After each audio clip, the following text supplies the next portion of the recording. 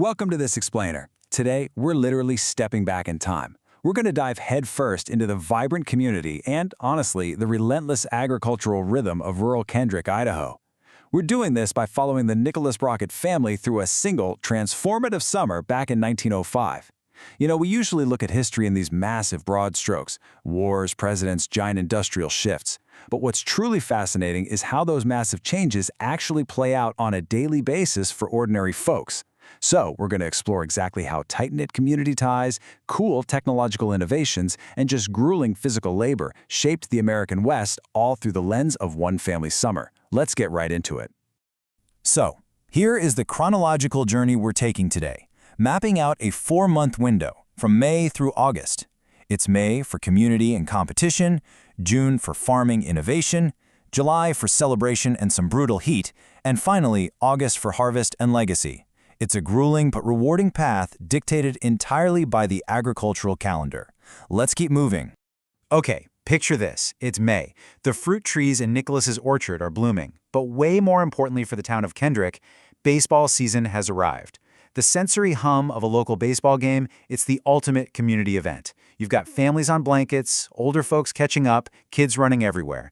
And right smack in the middle of it all is Nicholas. Now, he's usually a pretty stolid, deliberate guy, but here, he is loudly cheering on his 16-year-old son, Joseph. He's yelling, "Strike three! That's our boy!" for the whole town to hear. Joseph is the star pitcher, and he's already becoming the absolute talk of the county. Now, this dynamic beautifully illustrates the distinct strengths of the next Brocke generation. It's kind of like a tale of two arenas, right?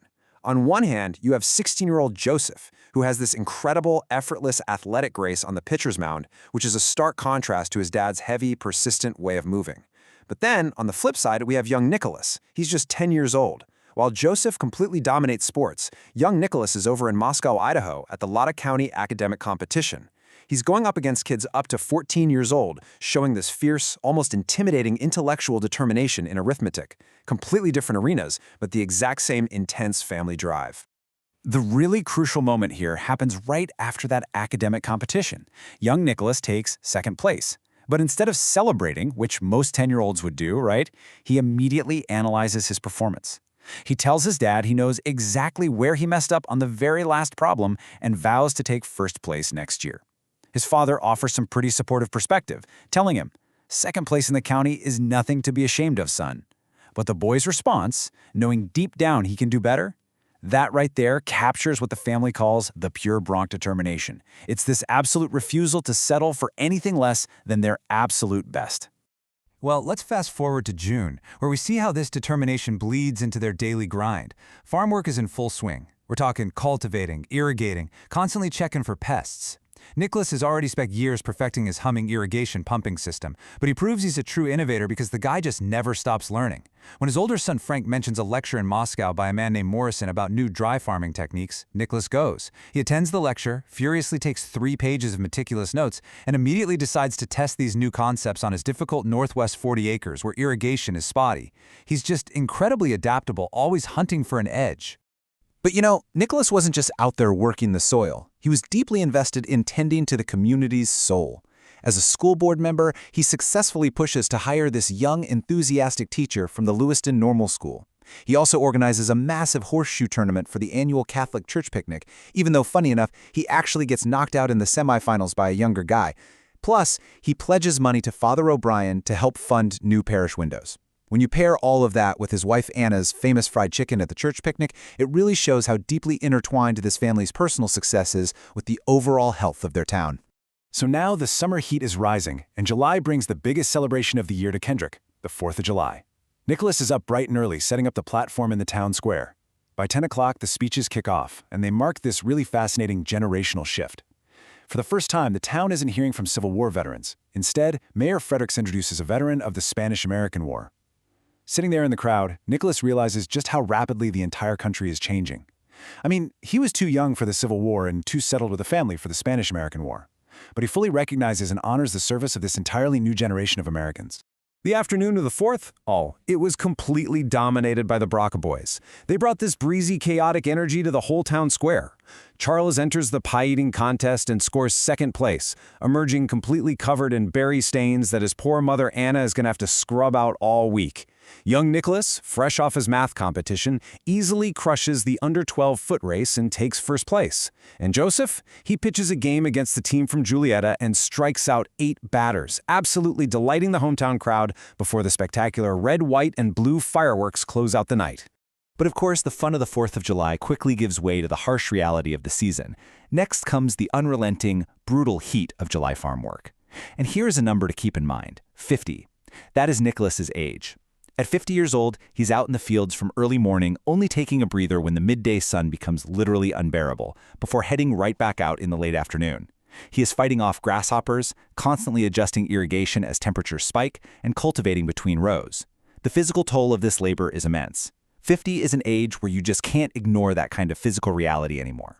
And this brings up a massive, pivotal moment. As they stand out there sweating in the fields, looking at their flourishing corn and tall wheat, his 25-year-old son Frank carefully brings up the million-dollar question: is it time to expand? Frank wants to buy Peterson's North 40 acres. Now Nicholas has to weigh this heavily. More land means way more work, more investment, and significantly more risk for a 50-year-old man whose body is already feeling it. But he also knows Frank is a young, hungry guy who needs room to grow and forge his own path. So he tells Frank to go pull the numbers so they can look at the math. The baton is slowly, carefully being prepared for a handoff. Okay, that brings us to August. And August is game time. It signals the culmination of the entire summer's exhausting work. It's all about harvest prep. Nicholas and Frank are walking the fields, checking the turkey red wheat kernels to judge the exact perfect moment to cut. But more importantly, Nicholas is out there meticulously testing the threshing machine gears. He is running his bare hands over belts, sharpening sights, cleaning out the grain bins. Why so obsessive? Because he's seen entire harvests totally ruined by a single equipment failure. The stakes are incredibly high here. One broken gear could literally mean a whole summer of labor down the drain. Finally, after a long day of harvest prep, Nicholas sits on his porch smoking his pipe, and he has this profound realization. The Brocke footprint is expanding way beyond this single Idaho farm. He's getting letters from Etta, who's up raising her son Frederick in Spokane. Amelia just had a new baby, little Evelyn, out in Montana. Carrie is happily raising her daughter Margaret right down the road in Kendrick. And of course, Frank is gearing up to buy his own 40 acres. The family is rapidly branching out, planting deep, permanent roots all across the American West. Sitting there on that porch, Nicholas starts reflecting on his own father, Peter. Now, Peter was an immigrant from Prussia who arrived with absolutely nothing. He survived by working the brutal railroads and copper mines just to eventually scrape together a farm in Nebraska. Now, Nicholas looks at his own 50 years of relentless labor, his successful farm, and this massive, growing family spreading across multiple states, and he has a thought. That was how it was supposed to work. That was America. It is the ultimate, quiet realization of the American dream, built entirely on grit and fierce family bonds. So I want to leave you with this final thought. Think about it for a second. How does your own family's history mirror the relentless work and expanding dreams of the early American West? Whether your ancestors farmed in Idaho, worked in city factories, or arrived much more recently, the everyday rhythms of community participation and just grueling hard work are exactly what built the lasting legacies we all inherit today. Take a moment to think about the Brocke determination in your own lineage. Thanks so much for joining me for this explainer. Keep learning, keep asking questions, and I'll catch you next time.